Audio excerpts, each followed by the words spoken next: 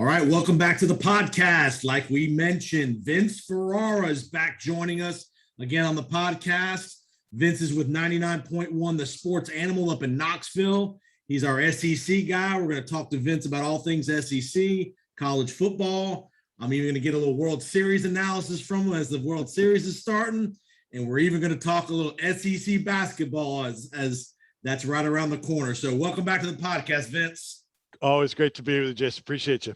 Awesome, man. Awesome. All right. Before we even get to all the stuff, this time of the year in the Smoky Mountains, isn't that a pretty beautiful place to be in the fall? Dollywood, Chattanooga, Knoxville. Absolutely. Normally, the third week of October is around the range where the leaves start to change colors. It's been a little bit warmer fall so far, so we haven't seen quite that to the level, but you're starting to see the leaves fall a little bit. It looks like now we're going to get some cold weather coming up tonight and over the next couple of days. So I think you'll start to see those colors really kick in early November. It is absolutely gorgeous. Yeah, it's amazing how many people you hear that go on vacation up into the mountains for a weekend and just stuff like that. And you know where you're at is the prime area, Chattanooga, Knoxville, that whole area. So yeah, it's real and it's real centric to the Southeast. You can get to Atlanta pretty easy, Birmingham, the coast. Yep. Just an easy place for wives and couples to go for a weekend and families. I mean, it's crazy. The touristy areas, Pigeon Forge, Gatlinburg, right? You know, the drive through the Smoky Mountains. It's crazy. You guys know in the state of Florida, Orlando, and all the tourists that come into town. It's huge business, and rightfully so, especially for those just wanting a break and getting to see the seasons and the colors change. Yeah, that's cool. That's cool. All right. What are you dressing up for Halloween, man, this weekend? You a Halloween guy? It's cool. Like we're talking about that area, Pigeon Forge and Gatlinburg. They do such an awesome job around the holiday, starting with Halloween and decorating and things like that. So that stuff is fun, and bring on the candy. Yeah, man, but when I was younger, I'd get into dressing up, but man, I'm always working. It's like a normal day typically, and just too much to do. So I'm glad the kids enjoy it and everyone's got time. More power to you. So yeah, not doing any Halloween parties. I imagine the college bar scene in Knoxville will be pretty hyped up this weekend with Halloween. Yeah, absolutely. All right, let's get to the World Series. Braves Astros kicking off Tuesday night. I know that part of the country is probably a big Braves area. A lot of Braves fan and interest. Just your thoughts on the World Series and kind of the Braves run to the World Series. Well, you hit it, and that's so many Braves fans in this area. Here or right outside of Knoxville, going towards the Smoky Mountains area in Sevierville, is the Cubs AA affiliate, Tennessee Smokies. Actually, they're going to move into Knoxville. So there's a lot of Cubs fans because of the Cubs affiliation, right? And just because there's Cubs fans everywhere, but there are a lot of Braves fans here. So they're clearly who this area is going for. Tons of interest. And let's be honest, they're America's team in this World Series with all of the garbage can stuff and the scandal of the Houston Astros from a couple of years ago. So many people don't want them to have any sort of success. So that sort of moves everybody over that's neutral towards the Atlanta Braves. I picked the Astros in 7. That offense is so tough to deal with. Plus they have the home field advantage, but very evenly matched. I think there's little advantages for both. Starting pitching for the Braves, probably the lineup for Houston, but you got to look beyond the numbers because the Braves have played as good as anyone since they got past all of the trade deadline moves, which were genius. And no one expected the Braves to be here after they lost Ronald Acuna Jr. and several other key parts of this team. So it's been an incredible story, and they're playing their best baseball right now. I just think 2 outstanding teams, and it's going to be fun to watch. I just wish they would do the 2-2-1-1-1 versus rather than the 2-3-2. Right. Because then for a short period of time, that team that is on the road, they end up having home field advantage, and you have to sort of win it back. So we'll see if that plays a factor. But I just on very close call, 7 games, I went with the Astros. Yeah, and people don't realize the Braves haven't been to the World Series since 1999. It's Right. been a long time. So back to the glory days of the Braves of the 90s. And, again, it's been a great run. I think if they're a hard-nosed, gritty team, like you said, they transformed their team around the trade deadline, bunch of trades. They're a hard, just gritty, gutty team. Other than Freeman's a superstar, but a lot of good players, not a ton of great players. So I think it's just a good story. And like you said, with the contrast with the Astros and all the stuff they've gone through, I think it'd be cool for the Braves to and again, in our part of the world, when we were little, the Braves were the only team in town because of the TBS and Superstation and all that stuff. So I was a huge Braves fan growing up before the Rays came around. Absolutely. The Superstation, that was the team you were exposed to. Growing up in Tampa, you got the Cubs. Yankees in the Cubs. WGN, and then you'd see Yankees games. So those were your 3 choices. In terms of great players, he didn't get maybe the national attention enough, but Freddie Freeman is pretty elite. He is. And then you have Austin Riley, who's a budding superstar, had a great year. He's still a young guy. Ozzie Albies with the flash this year, and getting even better when Ronald Acuna went down. And then obviously he is an elite player too, but he's not playing now. So just a young really likable, a lot of young guys, very, very likable. Fans really grip about their bullpen. They come through and make you nervous, and even if they do come through, and they've had some shaky outings at times. So, but anyway, it's it definitely will invigorate this area if the Braves win. We'll give you a live update. We're taping this on Tuesday night. Game 1, Braves 5, Houston 0, bottom of the 3rd. So a big start for the Braves in Game 1 in Houston. Charlie Morton on the mound. All right, let's get to some SEC action. We're probably halfway through the conference season. We're getting close.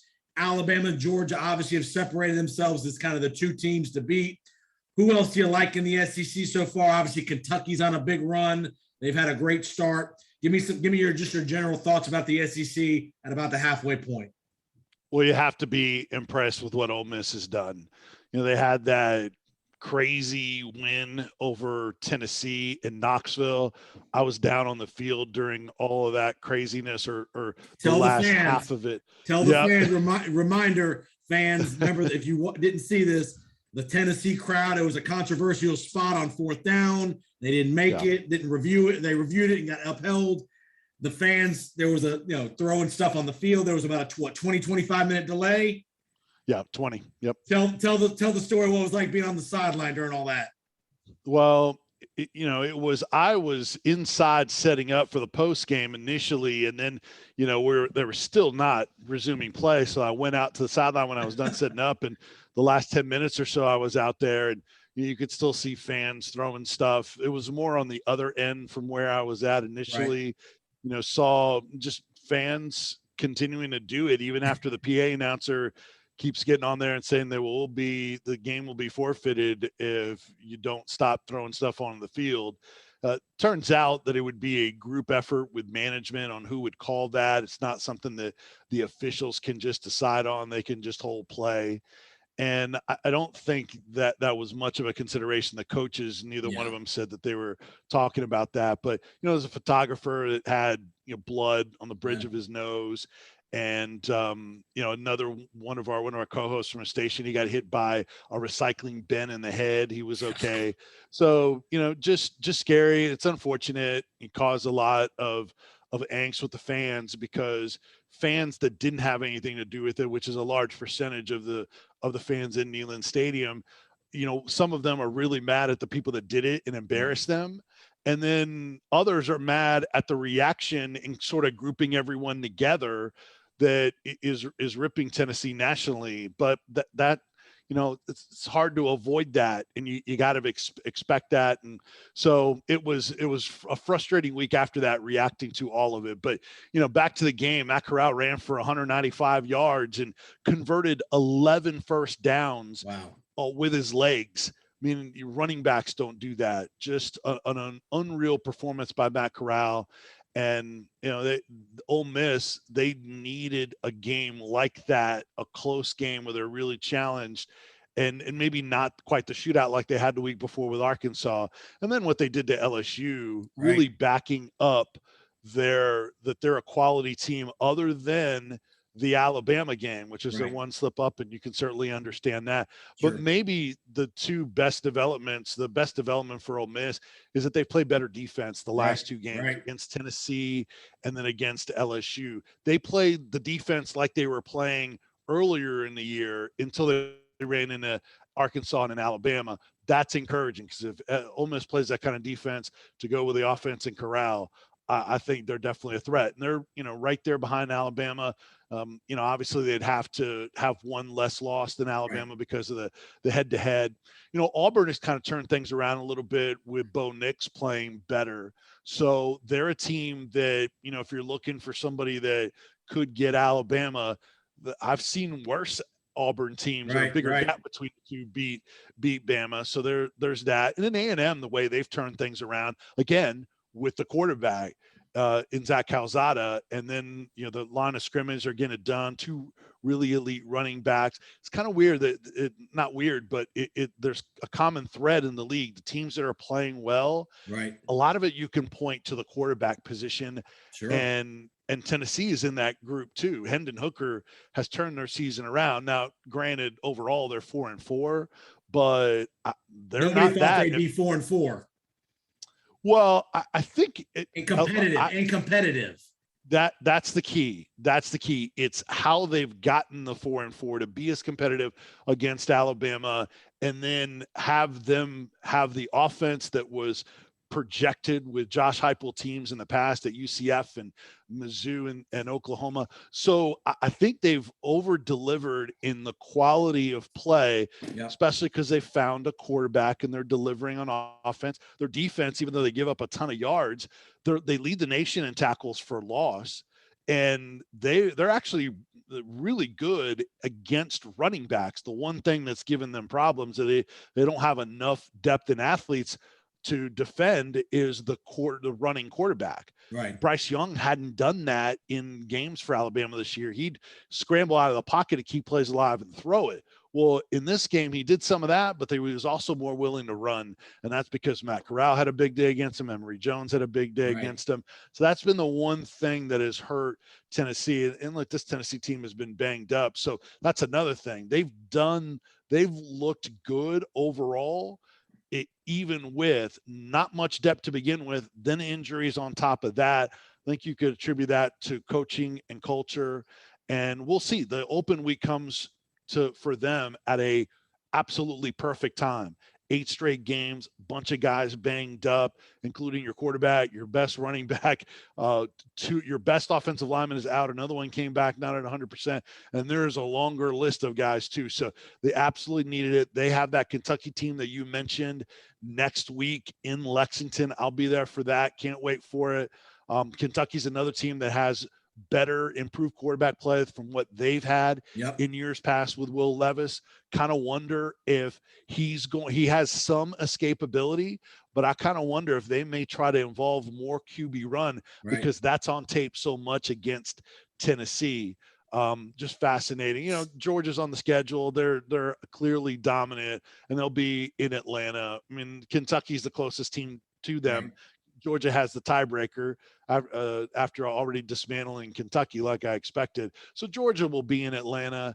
I think there's actually a little bit more question about the West. I can keep going on, but those are just a few of the top. What's scary is if A&M doesn't lose those 2 conference games in a row to Mississippi State, and who was the one before that? Arkansas. If they don't lose those 2, they're leading the West because they would have had the tiebreaker against Alabama. That's the scary part. If they don't lose to Mississippi State in College Station, they'd be in the driver's seat. Not only that, it's a great point. Not only would they be leading the West, I bet they're the number 2 team in the country behind Georgia. You're right. I mean, there's no doubt about it. So it's crazy. All right, couple things. Are you how surprised you that Florida's kind of just, I won't say they've not bottomed out, but they've just really stagnated. Are they finally going to go to Anthony Richardson this week against Georgia? Doesn't sound like it based on what Dan Mullen is saying. Now, coaches lie. Right. Coaches can be misleading. Right. So we'll see. But, I think so. And look, it's not like he's playing totally clean ball either. Now, early in the year, when he'd come in, he'd be dynamic, and then you're thinking, how in the world are they not sticking with this kid? So there's been a little bit more inconsistency. I do think that he overall does protect the ball better, even more dynamic in the run game. Sure. It's hard to know from a coach's standpoint. Is he not getting to the right play? How's he practicing? All that kind of stuff. Yeah, the practice, the leadership, right, the understanding of the passing game concepts, because you still need to be able to do that. And I think Emory Jones actually had taken some positive steps in that direction, but he still has that in him to turn the ball over. Yeah.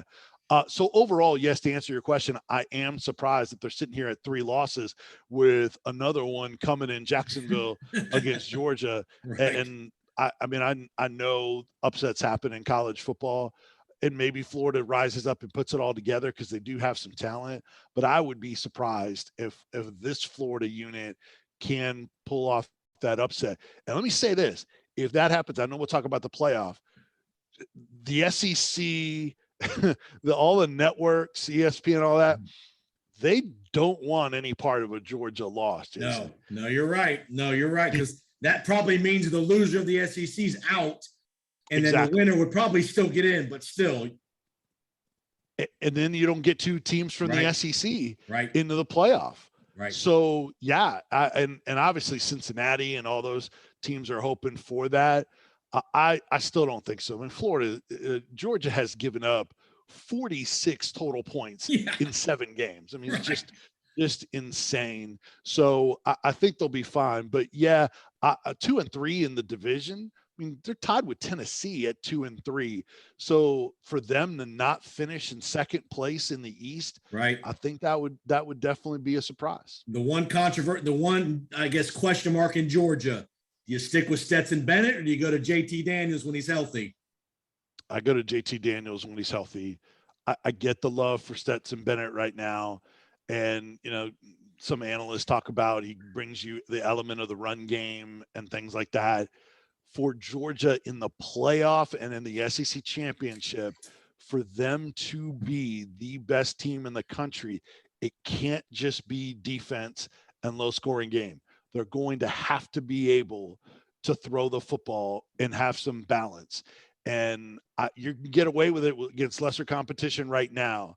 But I'm telling you, there's going to be things that are going to go wrong. Somebody's going to be able to score on that defense, and then you're playing from behind. I think JT Daniels brings you that element. So I would still – it's going well with Stetson Bennett, but I think they're going to have to go back to Daniels. And this is another test. It's another test on Kirby Smart's lap. And because, look, he's had some big in-game decisions that have not worked out in his favor. If he doesn't handle this and make the right call, and they don't win it all with as good as they look right now and being the number 1 team, boy, the criticism is going to be even more intense on him. So he's got to not botch this. And I'm not waiting until the SEC championship game to make that move.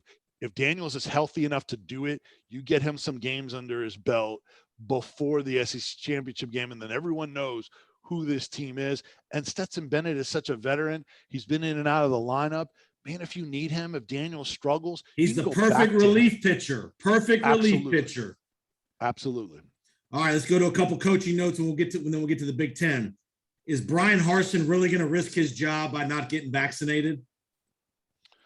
I kind of wondered if he was going to go down, this kind of road at media days where, really? he was talking about, how low the Auburn's vaccination rate was. And I just kind of got the hunch that, hey, this isn't me.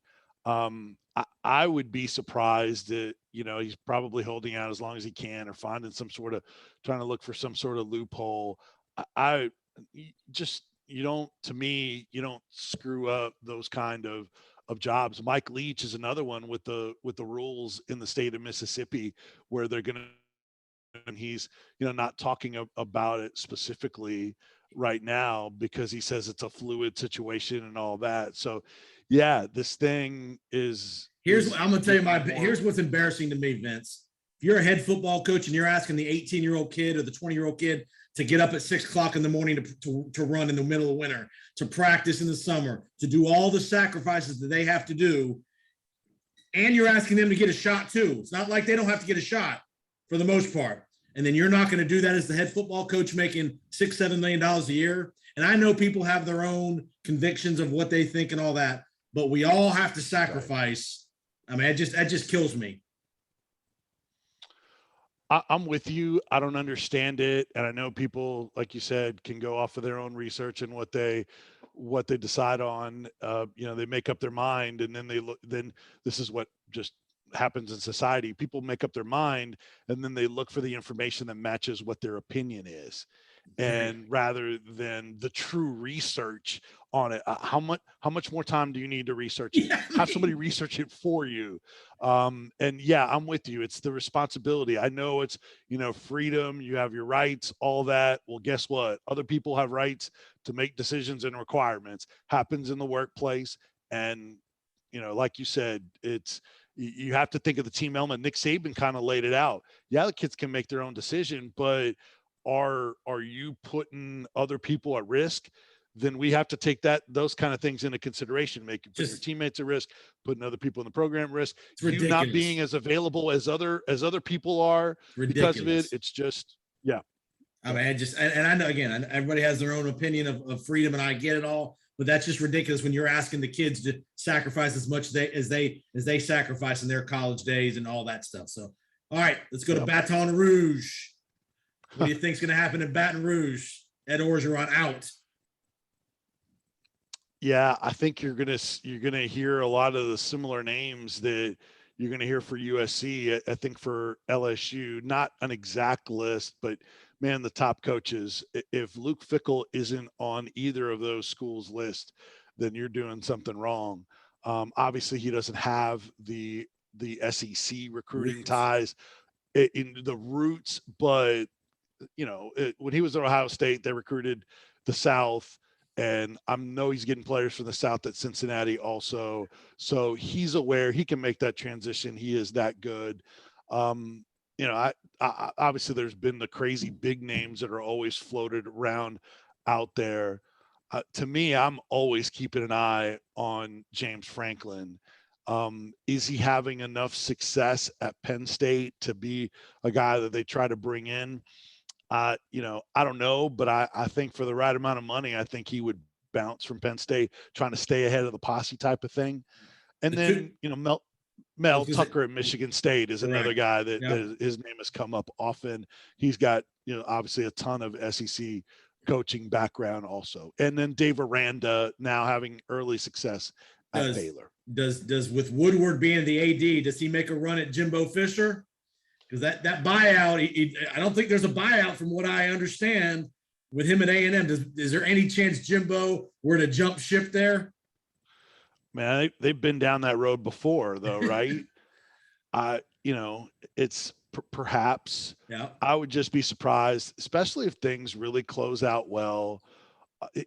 Jimbo Fisher's got everything he needs at Texas A&M. It's one thing if you're someplace where they're not committed to football, even at Florida State, they didn't want to put in money to invest in facilities and upgrades and showing the full commitment from the school. Right. That's not the case at A&M. Yeah. He's got recruiting background. He's got facilities, stadium. I mean, everything, every resource is there. So I don't know that he would bounce for an LSU, even if they're emotional. And then Then I'm gonna give you the ultimate. I'm gonna give you the ultimate wild card, Lane Kiffin. Now that's I think maybe a little bit more in play. I know he's taken some questions about that. His, anytime your agent is Jimmy Sexton, you're in play for big gigs. So he and Scott Woodward were at the LSU Ole Miss game. Yeah. So I think that is a name to consider. And now, unlike the Tennessee job before this year with Josh Heupel, when Josh Heupel was hired, and a lot of Tennessee fans wanted Lane Kiffin, even though he used to be public enemy number one. Make no mistake, there were plenty that wanted him. It was Hugh Freeze, Lane Kiffin. Those are 1-2 on the fan popular choice in terms of hire because of what he did at Ole Miss last year. Now, if he's 2 years in, Matt Corral moves on, knows where the program, if they're going to take a step back, you really cash in. I think that would be something that would be more in consideration, especially when you got a power player like Jimmy Sexton there. And look, if any of these guys are not, that guy is going to get these guys new big time deals. Lane's probably on his way to that anyway, without leveraging another job. But yeah, since it's not bouncing after a year, he didn't want to do that again after he did that to Tennessee fans. 2 years, it's a little bit more palatable. Yep. All right, you listen to the Powers on Sports podcast. We're talking to Vince Ferrara, 99.1 in Knoxville. We're hitting some college football stuff. We're gonna hit the college football playoff here in just a minute. Let's go to the Big Ten.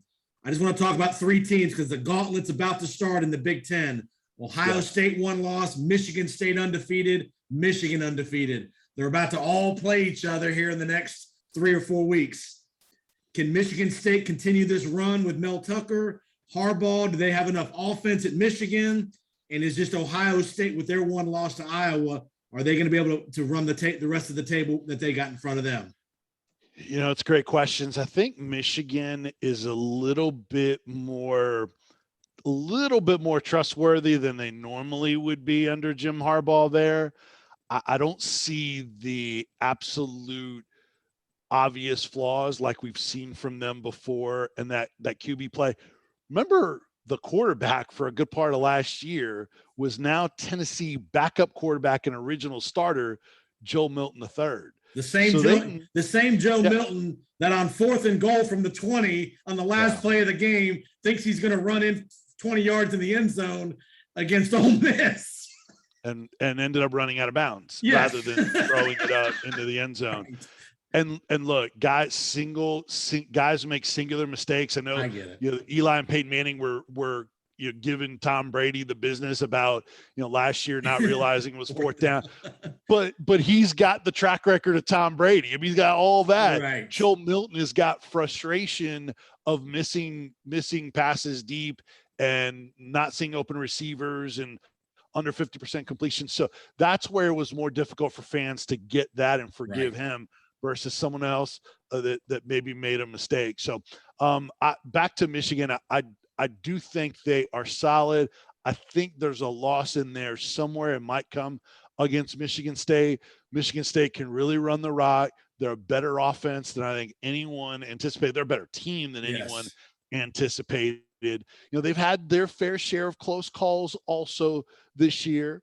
And then look, Ohio State, they've looked dominant at times like the typical Ohio State. And then they had the 1 loss to Oregon. Right.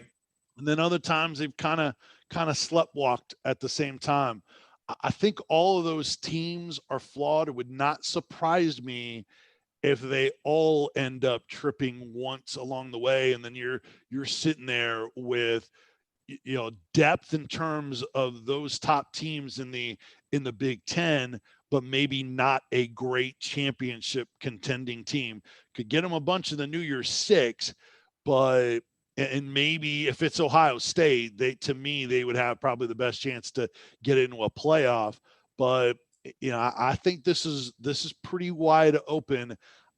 Typically, Jason, I default towards talent, right? And Ohio talent, that there's a gap there from Ohio State to everybody else. So, but they won't get in with 2 losses though. If they slip up again, even if they win the Big Ten, I don't think they're getting in with 2 losses. Yeah, I agree with you. And look, I was going to have to deal with what Ohio State did a couple of years ago when they lost to Purdue, and that was an eyesore on their schedule. Right. Iowa was manhandled by Purdue. Killed, crushed. Yeah, even with 1 loss and being 9th in the rankings right now before the first playoff rankings come next week. That's tough to overcome in that committee room when people are judging you. So I think there's kind of flaws in everybody, even though the records are really good, especially for Michigan and Michigan State. I think Ohio State's the one, if they finish out, they'll be the one in the playoff and have the best chance to get in there out of the Big Ten schools. But you're right, they cannot slip up. I don't think anybody can. Right. If Alabama has 2 losses, they're not getting in. And if they're not getting in, nobody else is with 2 losses. And here's the thing to remember too, even with Ohio State, even if Ohio State runs the table, if Alabama, Georgia beat each other once and they both make it and Cincinnati gets in, the people out west are going to say, Oregon, we beat Ohio State in Columbus. Both of us have 1 loss. If Oregon were to run the table, Ohio State may still not get in, even with 1 loss, and they win the Big Ten. Yeah, the head-to-head is so tricky. People use it a lot, and I know that would be in play in that situation. But to me, an overriding more so than head-to-head is the full body of work. And if you look like garbage and you're getting by against bad teams throughout your schedule, and another team is more impressive, but then you have a win over them on the road in Columbus. I get it. But I'm looking at the full body of work. You both have a loss. You both have the same record. I'm looking at the whole thing rather than, well, they beat them, so they have to be better. So there's a lot involved in that. Tricky. Obviously, do you think if Cincinnati runs the table, are they in? I think so, but it depends on who else is there with 1 loss. Right. How many of these Power 5 schools are going to be sitting there at 1 loss? And do they turn things around in terms of being impressive? Any of these Big Ten schools, if they add big wins on top of their record, then yeah, I think you're now looking at undefeated Cincy, where they have the Notre Dame win, but now that win over Indiana isn't as impressive as it was supposed to be for them. Right. They'll have SMU as a potential top 25 to maybe hang their hat on. But the rest of the schedule really, and to me, I'm looking at the whole thing. And if you're not challenged very often on your schedule, it's like open weeks. So, and here's another thing. The way I look at it, and each committee member probably does it different. I don't look at it as where they were ranked at the time. I think where it is, and it's a moving target, where they finish rather than where they're ranked at the. Look at how many ranked teams have lost so far this year and in the early part. So if someone isn't ranked now, but they were way overrated before the year, Indiana's a perfect example. Right. Does Cincinnati deserve a top 25 win for beating Indiana? I'll give you a great example. Oklahoma's been skating by the last several weeks. They're undefeated, but they've skated by 2 or 3 times so far this year. Right. You reward them. And they're one that maybe can change their narrative down the stretch if they suddenly become more dominant. Now, they don't have as many opportunities like the Big Ten teams play each other. So then they can, add some significant wins. Right. That conference doesn't afford you those opportunities. They've already played Texas, Oklahoma State, I guess would, but they took an L last week. So it's going to be difficult for them. Pac-12, there's not anyone I'll give you one more team. Other than Oregon. One more team to look at. The absolute Cinderella of all Cinderellas. If Wake Forest were to run the table in a mediocre ACC, are they going to get some love? I think they would probably get more love than than Cincinnati. Thinking about it, I think I honestly would be split. I do think that when you really look at the schedule, I know the ACC is mediocre, but there's still more teams that present challenges I agree. and aren't gimmies in that conference to where, and they bring a high level of offense to the table. Whereas Cincinnati, even though they have more of the reputation of being good over the last few years and an extremely reputable coach that's getting a big time gig next year, Yes. in Luke Fickell, I think I think some people will favor Cincinnati. I think some would favor Wake. Wake is at least making some moves now in terms of the rankings up to 13. But let's see what kind of ground they'd have to make out when those first playoff rankings come out next week. Yep. That will be very telling. If they have to come from way back, if they're like 15, 16, they're not making it. One loss, then they're not going to be able to make up that ground. If they're in the top 10, yes, then there's going to be opportunities with teams playing each other for them to move up. And then it's a matter of side to side, Cincinnati and Wake. If Pitt had not lost to Western Michigan, I think Pitt would be the team of the ACC. I saw Pitt earlier this year, and them having a close win against Tennessee. Actually, that loss by Tennessee to them looks better now. Kenny Pickett's a Heisman candidate. That's another thing that they would have to their advantage, is if you have an elite player like that. Right. So it's a shame for them that they had that inexplicable loss to Western Michigan, but it is a down year for the ACC for sure. But it's an interesting team you throw out in Wake. Last couple things, we'll get you out of here. Tennessee, two Tennessee notes.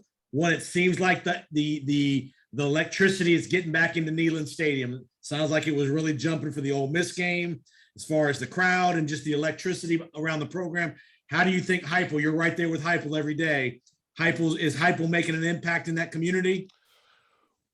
He is, and I think there's more belief in him now than the wait and see approach by a lot of people when he was hired.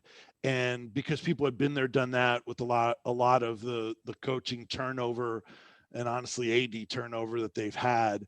For some people, they weren't crazy about, all right, Danny White was hired and he turns around and brings in his own guy. Even though he said that's not who he was going after originally, he was his top guy.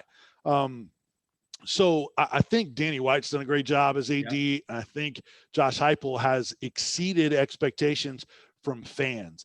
He brought in a reputation of offense. He has delivered that. He brought in a reputation as developing quarterbacks. He didn't pick the right quarterback out of the gate. Very important note.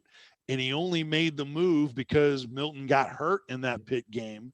Who knows? Maybe a series later, he would have pulled the plug on Milton and gone to Hendon Hooker. We'll never know. But he is getting the most out of Hendon Hooker. Hooker's a player.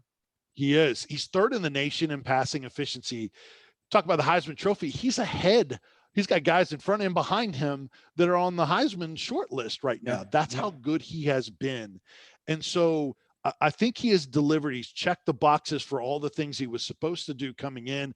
The defense, even though they've given up a ton of yards, they've outperformed what people thought. I mean, a lot of us thought they would be outstanding on offense, horrific on defense.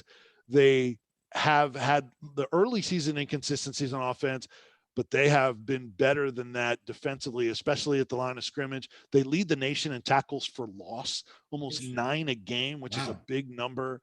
And they've had a ton of injuries, and despite that, they've overcome those and played pretty well. I think a lot of people took a positive out of, hanging with Alabama for 50 of the 60 minutes on the road, right? When a lot of years they don't even look competitive against Alabama. So there's a lot of things that after this open week, get to Kentucky, maybe be healthy. Let's see what they look like. But I think fans, because of the culture, the buy-in, the effort that they play with, the fact that they at least have a fighting chance with their offense, and then the defense looks a little bit better, I think fans are believing in Heupel more. Certainly there's bigger tests to come, but handled adversity pretty well. I think even though despite the 4-4 record, and I honestly, Jason, the way I mapped out the entire schedule, I had them at 6-6 and I had them at 4-4 at this point with losses to Kentucky and Georgia, and then wins against South Alabama and Vanderbilt to get to 6-6. I'll be honest with you. I might pick Tennessee to win at Kentucky. And I wouldn't have said that going into the year. And I know Sure. Kentucky's had their impressive moments. They're going to be quite the challenge, but I think Tennessee's got a good chance in that game. And the fact that Kentucky won't have that running element, I don't think, at quarterback, plus they can be a little bit more one-dimensional if they do fall behind. Tennessee's done a good job against running backs in the run game. I think that would be that's a game that's within play for Tennessee, at least in the 50-50 range, probably be just a few point favorite for Kentucky at home. So I think if you can get to, you have fans now talking about a 7-5, and then, hey, let's see if we win that game, take our chances, maybe we can be competitive against Georgia, win against South Alabama and Vanderbilt. Now you're talking about a little better bowl game. Absolutely. And in year one with the NCAA stuff that, is still kind of in the background, even though I don't think it's going to keep them from going to a bowl game this year. Right. I think fans, recruits, all that is resonating with them right now. So it's been very positive for sure. There you go. Last thing to get you out of here. Basketball season right around the corner. Yeah. A lot of hype with the Tennessee Vols. Rick Barnes still getting it, putting together a good program since he's been there. You just give it the sense of the hype around Tennessee basketball a little bit. Yeah, continuing to recruit and sign 5 stars. Kennedy Chandler, point guard from the Memphis area originally, and coming into this program, and they needed a point guard play and they needed a post play, and they got a bunch of that with the newcomers that have come in.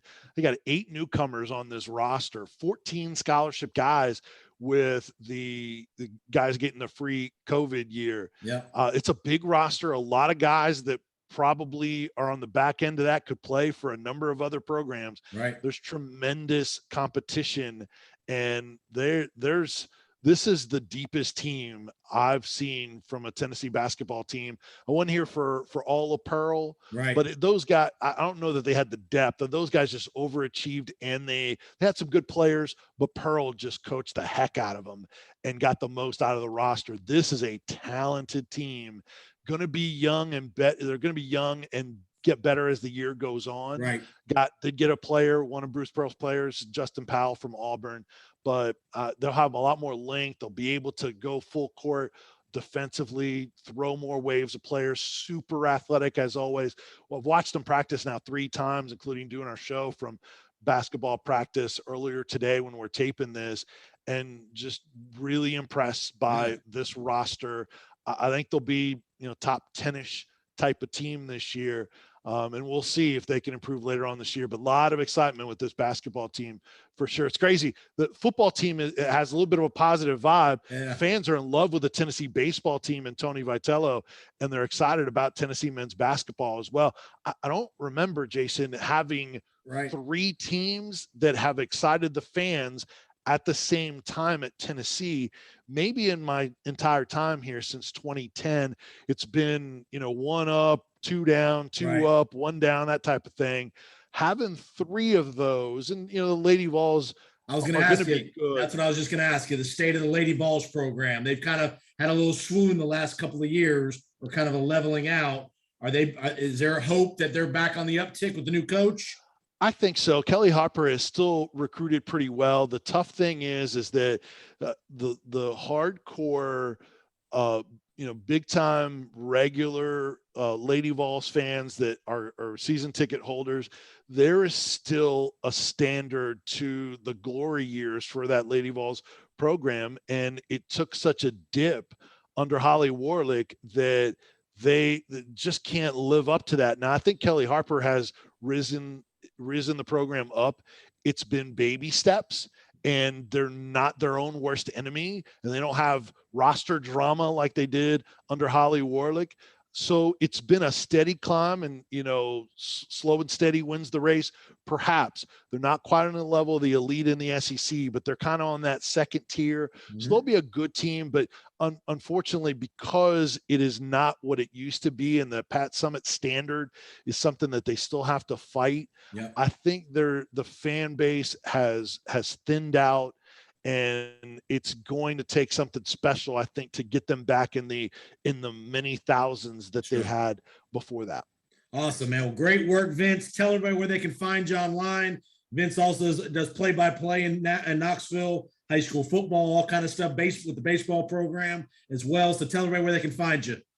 Yeah, appreciate it. On Twitter at Vince Sports, VINCE Sports. You can look for Vince Sports or Vince Ferrara on YouTube. You can subscribe to my YouTube channel.